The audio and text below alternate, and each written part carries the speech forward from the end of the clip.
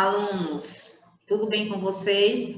Espero que vocês estejam bem e fiquem bem. E vamos manter os cuidados, o uso de máscara, o uso do álcool em gel, evitar, manter o isolamento social. Porque vamos cuidar do bem mais precioso nosso, que é a nossa vida, e cuidar também a vida da nossa família, e cuidar da vida de todas as pessoas. Eu abro esse espaço antes de começar o nosso assunto propriamente dito, né? Eu sou a professora Damiana. Vamos para a nossa terceira videoaula. E que, antes de começar o nosso assunto, eu abro um espaço para quê? Para parabenizar Aracaju, a capital do nosso estado, que na última terça-feira, 17 de março, completou 166 anos de fundação. Ao longo da história de Sergipe, o espaço territorial que nós moramos, esse estado, teve duas capitais. A primeira, fundada por Cristóvão de Barro, século XVI, no período da colonização portuguesa, e a segunda e atual, Aracaju, que foi fundada em 17 de março de 1855, pelo então presidente da província de Sergipe, Inácio Joaquim Barbosa. Aracaju é uma das cidades planejadas do Brasil e que o seu formato urbano foi planejada como um tabuleiro de xadrez pelo engenheiro Sebastião Basílio Pirro. E que esse tabuleiro de xadrez, claro, nos dias de hoje, nos dias atuais, vai para além do tabuleiro de xadrez, porque Aracaju passou por várias transformações até chegar ao que ela é hoje. É a capital de todos os sergipanos. Então, aí eu trouxe aí o pano de fundo da nossa videoaula, está o arco da Atalaia, né? Que a Atalaia é um dos cartões postais do nosso estado, e do Nordeste e do Brasil também, né? E a palavra Aracaju marca também, como todos nós sabemos, que antes do europeu chegar nesse espaço territorial que é o Brasil, nesse espaço territorial que é Sergipe, nesse espaço territorial que é Aracaju, né? Que também é Sergipe, claro, já existiam pessoas aqui morando que eram os povos nativos da terra, que eram também os povos indígenas. Que a palavra Aracaju é uma palavra de origem indígena, a palavra da língua tupi, que significa cajueiro dos papagaios. Então, era isso que eu tinha para destacar, antes de a gente começar a entrar no nosso assunto, da nossa videoaula. Nós vamos para a nossa videoaula. A gente vai continuar a nossa videoaula, que o assunto da nossa videoaula é a origem dos seres humanos, o capítulo 2, mas que nós vamos, né, destacar o período do Paleolítico, que vai ir Neolítico, mas com ênfase mais no Paleolítico, que está da página 37 a 39, e que vamos responder e comentar as questões A e B da página 39. Eu peço que vocês copie as questões e responda no caderno. E que antes de eu começar a questão das questões, agora nós iremos compartilhar alguns slides para ficar melhor o nosso entendimento.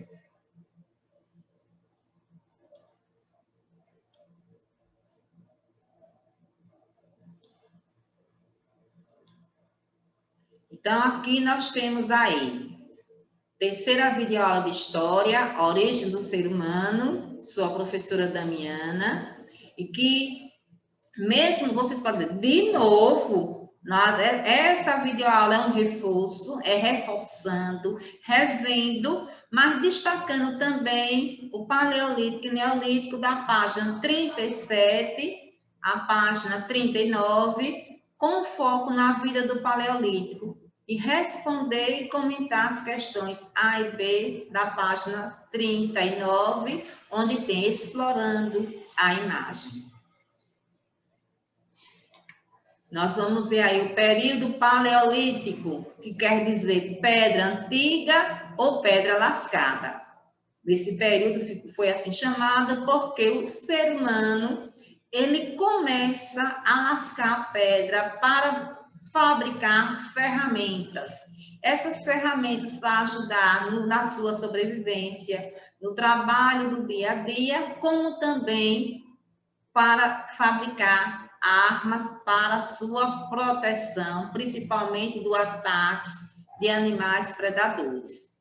Então, teve início com o desenvolvimento dos primeiros hominídeos, dos primeiros seres humanos, dos nossos primeiros ancestrais, e que se estendeu até cerca de 12 mil anos. Observem aí na imagem, aí, os hominídeos manuseando a pedra para a questão da fabricação de ferramentas. Essas ferramentas para garantir a sua sobrevivência. Período Neolítico, ou pedra nova, ou pedra polida.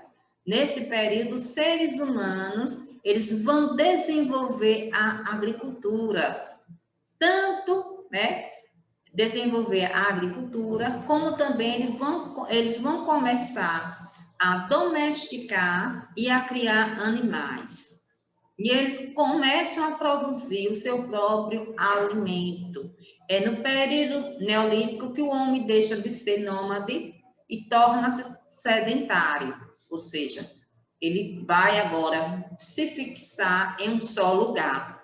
Ele vai ter agora uma moradia fixa. Porque no Paleolítico, o homem garantia a sua sobrevivência como? Ele era caçador e coletor. Ele vivia da caça e da coleta de raízes e frutos. Por isso que ele tinha que estar o quê? Saindo de um lugar para outro. E é chamado que nesse período do Paleolítico, o ser humano era nômade. Ele não tinha uma moradia fixa.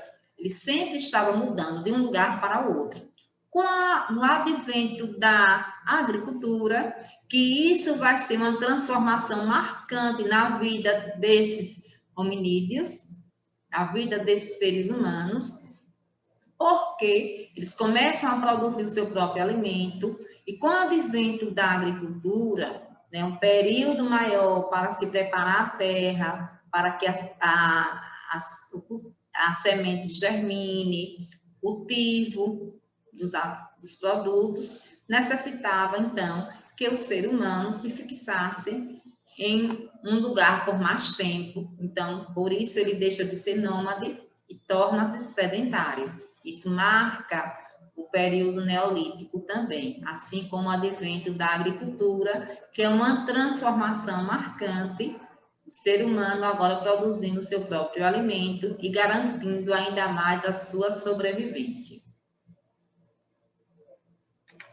Nós vamos ver a vida no Paleolítico, que durante esse período, os nossos ancestrais, eles evoluíram, E desenvolveram também conhecimentos e criaram técnicas, principalmente as ferramentas, né, da pedra lascada, e que eles vão fabricar novos instrumentos do cotidiano, do dia a dia, que são as ferramentas. E o domínio do fogo, que isso marca também quando o homem domina o fogo, que eu peço que vocês leiam aí.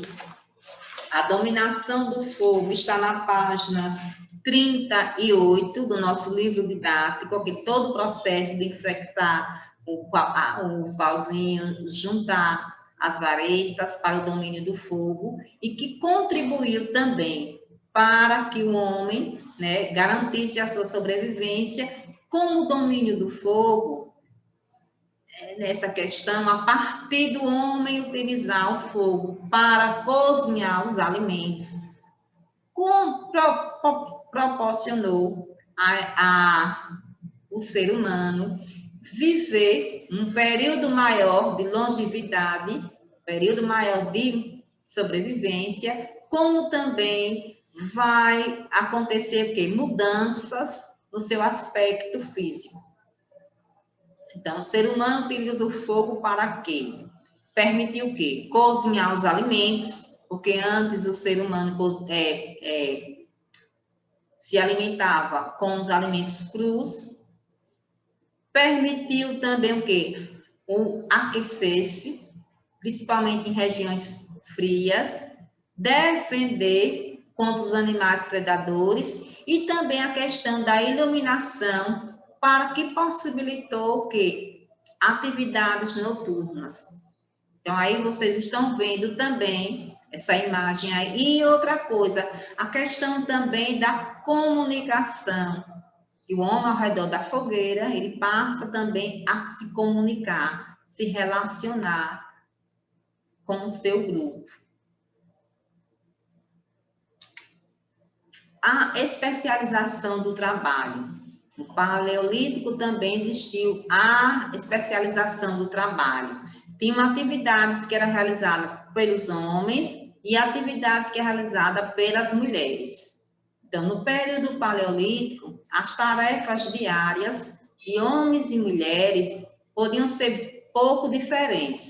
As mulheres podiam ser encarregadas da coleta de fruto, folhas e raízes, e do cuidado com as crianças. Os homens podiam ser encarregados da caça e da procura de animais mortos para alimentar os membros do grupo, além de produzir utensílios domésticos. E os primeiros Homo sapiens eram caçadores e coletores, que eu já expliquei a vocês, que eles viviam da caça e da coleta de frutos e raízes, por isso que eles eram nômades, eles sempre estavam mudando de um lugar para outro. Com o advento da agricultura, isso aconteceu no período neolítico, o período da nova pedra, ou da pedra polida, o homem deixa de ser nômade e torna-se ser sedentário, agora ele tendo um lugar fixo para morar. A arte paleolítica.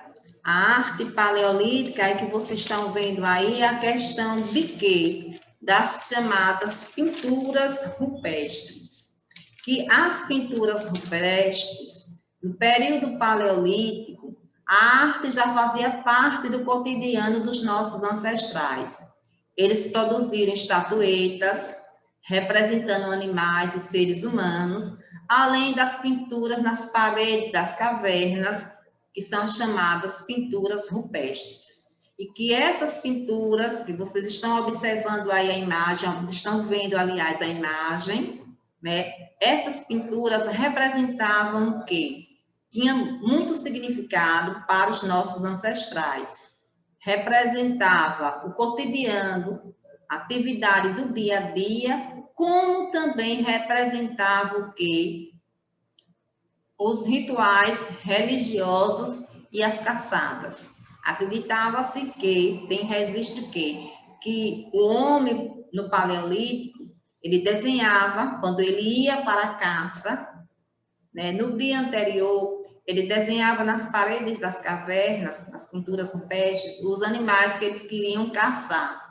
E que eles, né, acreditavam que desenhando esse animal seria mais fácil capturar esse animal, a caça desse animal. Que ele também estava pedindo, também fazendo pedidos aos deuses. Por isso também que está relacionado aos rituais religiosos. E que aqui no Brasil existem vários sítios arqueológicos que marcam a presença dos nossos ancestrais, que marcam aí a questão das pinturas rupestres, como o sítio da região de São Raimundo Nonato, no Piauí, né? Lajedo de Soledade, localizado em Soledade, distrito de Apodi, no Rio Grande do Norte. Outra região também de Lagoa Santa, em Minas Gerais. Outro sítio arqueológico é o sítio da Toca da Esperança, na Bahia.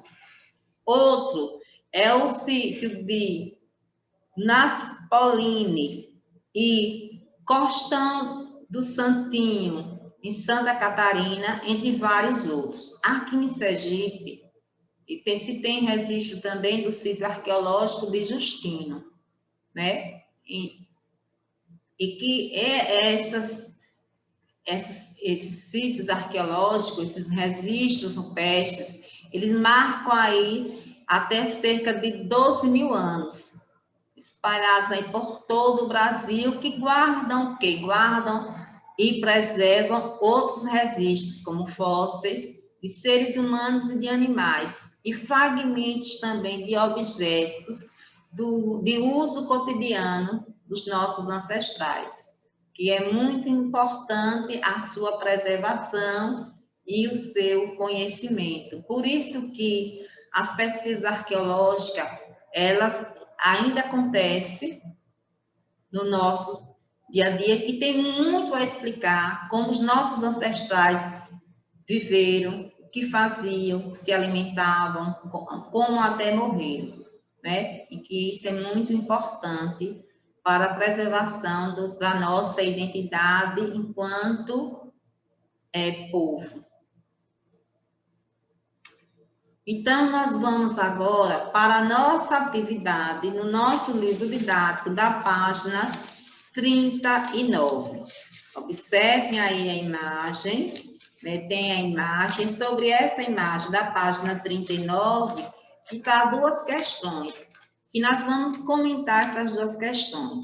Antes de comentar as duas questões e dar resposta, eu quero chamar a atenção de vocês, que vocês podem responder com as palavras de vocês, com o entendimento de vocês. Isso é bom, não é? Mas só que desde que esteja dentro do contexto. Se por um acaso eu comentei alguma resposta, mas não está como vocês colocaram com as palavras de vocês, mas está dentro do contexto, não está errado não, a resposta está correta. Né? Eu só quero reforçar isso, que vocês podem e devem responder as questões de acordo com o que vocês entenderam, com as palavras de vocês. Não é errado, é correto, é bom, porque quando a gente responde com as nossas palavras, nós estamos o quê? Aprendendo, mesmo até que esteja errado, né? Mas não precisa fazer uma cópia, né? Fiel do que a professora corrigiu. Não, né? Porque até por conta que na história não existe uma resposta pronta e acabada. A história mexe muito com o nosso entendimento, né? E que é importante. Por isso que é importante que vocês respondam com as palavras de vocês. Agora, só peço a atenção de vocês para que vocês vejam que esteja dentro do contexto, também para não deixar uma questão errada, certo, turma? Vocês podem responder com as palavras de vocês, de acordo com o que vocês entenderam, desde que esteja no contexto. Aí, quando comentar, vocês façam a observação. Ah, a professora deu essa resposta, mas eu respondi com as minhas palavras, mas está dentro do contexto. Então, está correta a resposta, certo? Aí, temos aí a letra A. Descreva os objetos que aparecem na imagem acima. A imagem acima, aí vocês estão observando. Mas antes tem aí uma observação. Objetos feitos de osso, datados de cerca de 15 mil anos atrás, encontrados na região de La Medille, na França. Aí, letra A tem descreva, agora vamos lá, né? Propriamente dito. Agora vai, dessa vez. Você pode dizer, eita, professora, toda hora interrompe, mas vamos lá. Descreva os objetos que aparecem na imagem acima. Aí, vocês podem estar dando a resposta dentro disso aqui, ó. A imagem mostra objetos feitos com ossos de animais utilizados por seres humanos cerca de 15 mil anos atrás. Trata-se de alguns tipos de lança, arpões e de agulhas. Observe que essas imagens de objetos são que armas, né? Armas que os nossos ancestrais usavam para, tanto na questão da caça, como também na questão da proteção. A letra B é pessoal. Em sua opinião, qual é a utilidade desses objetos? É pessoal, mas que eu vou dar um direcionamento, mas que é pessoal, dentro desta linha. Utilizando para a realização de atividades cotidianas, como caça, pesca, além de confecção de vestimentas. Eles usavam também as agulhas, né, para a confecção de vestimentas. Então, estão aí o comentário dessas duas questões. Quando vocês responderem, por favor, vocês têm que copiar as questões no caderno, copiem no caderno e respondam, certo? E que vocês, eu peço também que vocês leiam o assunto, faça a leitura do livro didático. Vocês vão lendo porque aí facilita a compreensão, certo? Espero que eu tenha ajudado. O nosso objetivo é o quê? É levar conhecimento, mesmo de forma virtual, mas a gente está produzindo conhecimento junto. Eu daqui e vocês daí, né? Mas produzindo conhecimento. E juntamente também com todos os meus colegas professores, né? Nós estamos produzindo conhecimento e nós estamos tentando levar o conhecimento até vocês, os nossos alunos, porque sem vocês não teria sentido a questão da produção do conhecimento. Então, fiquem todos bem, até o nosso próximo encontro.